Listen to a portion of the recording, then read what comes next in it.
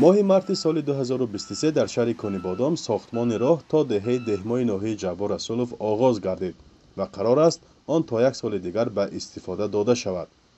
این راه ولایت فرغانه را با ولایت تاشکند ازبکستان توسط چند ناحیه شمالی تاجیکستان نزدیک می سازد و اساساً برای رونق تجارت منطقه ساخته می شود.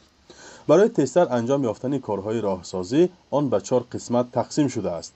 ولی یک قسمتی آن نزدیک به ناحیه لیلک قرقیزستان است که تا چند ماه پیش از آغاز کار مناقشه مرزی جریان داشت. حالا مسئولان اداره نقلیات ولایت سوق میگویند که در ساختمان راه به موافقه آمده‌اند. در اینجا یک منطقه است با درازی 19 کیلومتر که در دهه قسطکوس استیباد می‌گذرد. چون که با شما معلوم است سالهای پیش این منطقه پورا در توازی مؤسسه دولتی هم با وجود غفور شریکان بودن ما نگاهی میکنیم این راه ها را. حاضر این راه ها پورا و جمهوری تاجیکستان گذشتگی همچنین از طرف چپی را 20 متر به جمهوری ما گذشتگی فقط امضا گذاشتن سند ها در نظر است. موقع جانب قرقیزستان به این گفته ها معلوم نیست.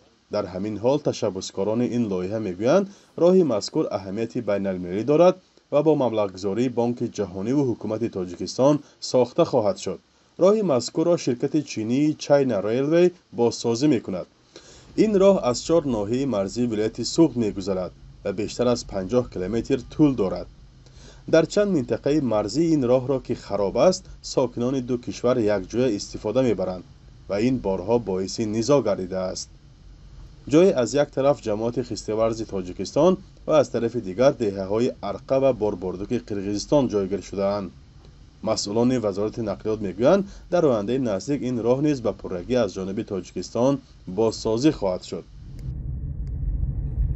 تا یک قرارداد تعمیری جاری بعضی جاش تعمیری اساس گذرانده بشود البته از جانب وزارت نقلیات هم یک مقداری معین بیتون واجد داشتگی برای اداره خارجگی راه اتومبیل ولایت برای همین تعمیری همین راه‌ها. مسئولان وزارت نقلیات امید دارند که در جریان عملی شوی این لایحه کار کمیسی تعیین و علامتگذاری مرز به پایان میرسد و مانعی برای ساختمان راه به وجود نمی آید. حالا میگویند بحث ها پایان یافته و منطقه ها معین گردیده‌اند. تاجیکستان با قرقیزستان 980 کیلومتر خط مرز دارد که از آن به گفته مقامداران تاجیکستان بیش از 94% معین شده است.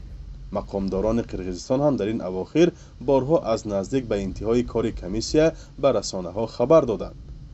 دعوا سر دسترسی به زمین و راه و چراگاه که زمان به همدیگر اجاره داده شده بعداً اشغال گشتند و هم سر منبع‌های آب باعث کشاکش‌های مرزی شدند. نامعینی مرز همچنین سبب جنگ و جدال برای پیشگیری از ساختن بناها، تعمیر راه یا کشیدن لوله آب آشامیدنی گشته است. فرزان محمدی، رادیو آزادی از منطقه‌های نزد مرزی تاجیکستان و قرقیزستان.